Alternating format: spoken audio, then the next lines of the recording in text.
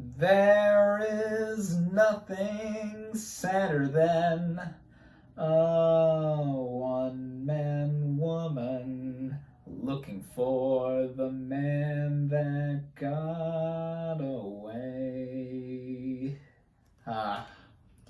Judy. What is up, everybody? Random Man here, bringing you my review for Judy.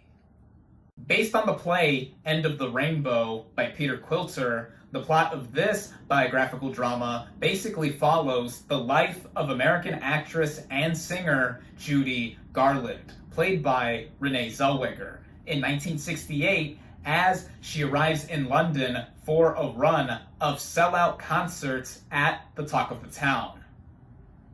Going into this movie, I had quite a bit of interest to see it, especially since I am a fan of its subject, Judy Garland. Now, a lot of us have surely seen the 1939 classic film, The Wizard of Oz, where a lot of us got our first exposure to Judy Garland and what a bright young star she was as a teen, and that movie is in itself debatably the most iconic film of all time. I am also a fan of Garland through the 1954 remake of A Star is Born, where a lot of people thought that she should have won the Best Actress Oscar that year, but she lost to Grace Kelly, who would eventually become the Grace of Monaco. But either way, I am a big fan of this film as well. I've only first seen it a year ago, leading up to the release to last year's remake of A Star is Born, where I watched every version up to the version with Bradley Cooper and Lady Gaga, and both of these versions of the film are my favorites. But going back to Judy Garland, I knew quite a bit about her personal life before seeing this biopic about her and knowing all of the tragedy and other sad aspects with it, but I was curious to see how this would be interpreted onto the big screen, with Renee Zellweger being cast in the title role, literally having me at hello to see her portray this iconic figure of American pop culture.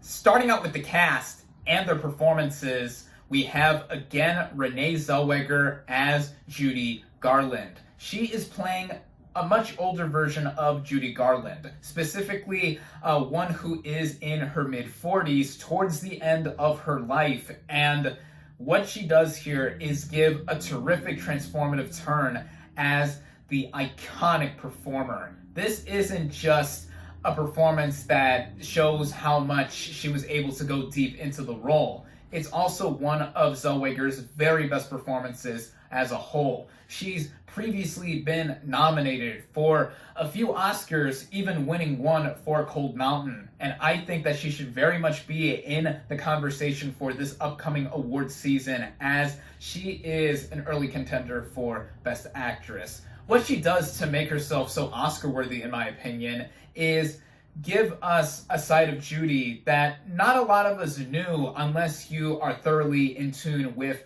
her own life story up until the end.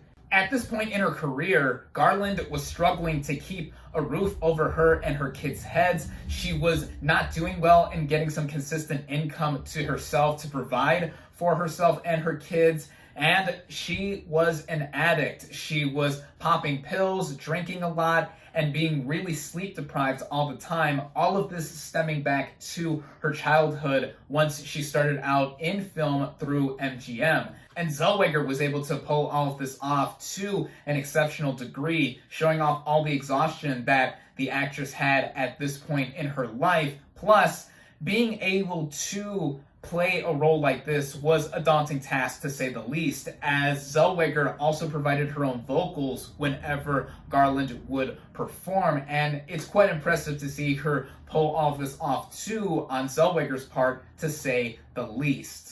The supporting cast here give some nice support to Zellweger's Garland, such as Darcy Shaw as the younger version of Judy Garland that we get some flashbacks to throughout the film. She deserves a big shout out here for representing a lot of what eventually led to Zellweger's Garland being at the position that she currently is at the point of the timeline in the late 1960s. There's Finn Wittrock as Mickey Deans, this young man who takes a liking to Judy and would eventually become the fifth husband to Judy Garland. I thought he did a very nice job here. Rufus Sewell plays Sidney Luft, the third husband to Judy Garland, and both of them had two kids, those being Lorna and Joey. He did a good job here as well, having some notable screen time too, given the real-life custody battle that Luft and Garland had with those two aforementioned children. There's also Michael Gambon, who many of us Harry Potter fans recognize as Professor Dumbledore from the third movies on to the finale of the series. He plays Bernard Delfont, the owner of the Talk of the Town, where Garland does perform in London. And then there's also Jessie Buckley as Rosalind Wilder, the assistant to Garland while she is performing at the Talk of the Town. And I thought that she did a solid job here too, as there was quite a bit she had to deal with, given how Garland was a handful, given what I've mentioned with all of her personal problems. So all in all, I would say that the supporting cast was quite strong here, but the star of the show is, of course, Renee Zellweger as Judy Garland.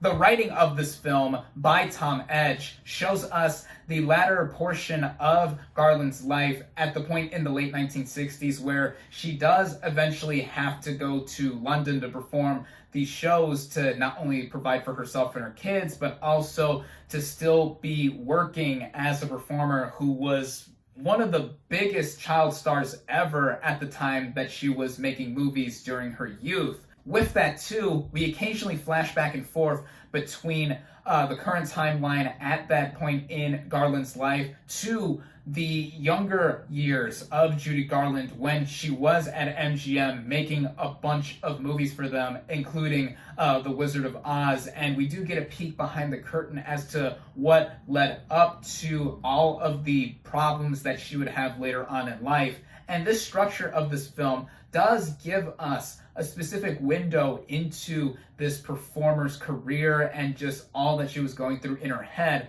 Like I so emphasized just now too, this is Zellweger's show. She is basically in almost every scene, and I mean it in that she is the reason why this movie is worth watching. I couldn't take my eyes off of her every time she was on screen, either just being herself as Garland in the moments where she is not performing, and then the moments where she is performing, she shows off why Garland was truly one of a kind. If you knew quite a bit about Garland, like me, leading up to this film's release, then you would know that some of the movies she took on paralleled what she was going through personally in real life, such as the aforementioned 1954 remake of A Star is Born, where the male lead, played greatly by James Mason opposite her, was an alcoholic performer struggling to get a job and just do anything to stay in the spotlight.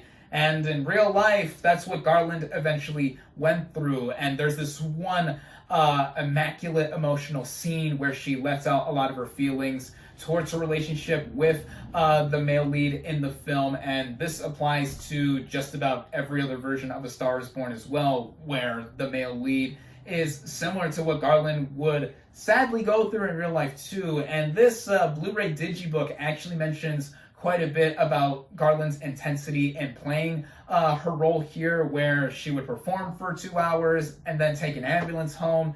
Yeah, me mentioning all of that with A Star is Born brings up what I wish this movie did, especially with the flashback portions to Judy's youth, and is show how she would eventually grow up as a person and actress and become more and more self-destructive as a performer, as we mainly see the MGM days of Garland's career and how a lot of what was done to her would contribute to her current position in the 1960s, as the movie is showing in its main timeline. That wasn't something too problematic, as I got the intention with Rupert Gold's directing for this film in showing Judy at a specific portion later on in her life, and just about everything else with this movie is well done, such as the direction, as I said, the way the movie looks, the way it's shot, it looking and feeling like the late 1960s in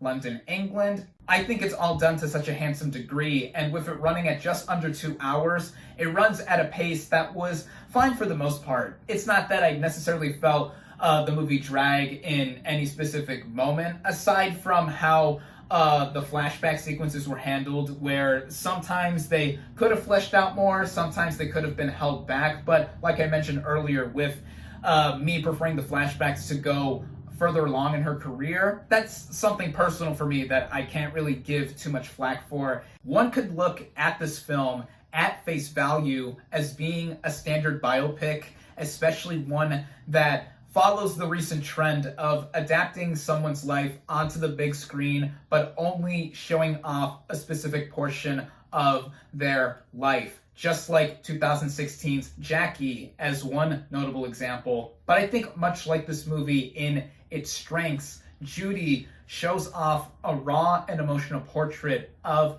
its subject to such an engaging degree, and Natalie Portman ended up getting an Oscar nomination for Best Actress for her turn as Jacqueline Kennedy here, and I think that Renee Zellweger will follow suit as well, and she so deserves that Oscar nomination if she nabs one this coming January, as, like I mentioned before, she makes this bittersweet biopic worth watching easily, and I think that fans of Judy Garland will find quite a bit to like with this interpretation of the later portion of her life. And I looked up how accurate this movie was to real life events, and there are some things that are fabricated here and there, like this one side plot in the film that I knew even before I looked it up to confirm it was made up and was just done for the sake of adding more to the narrative.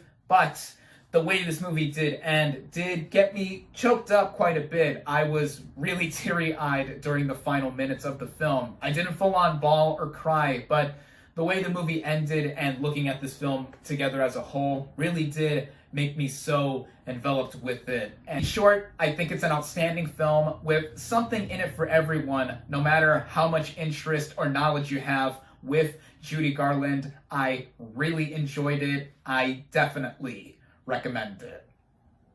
My final verdict for Judy is 4 out of 5 stars.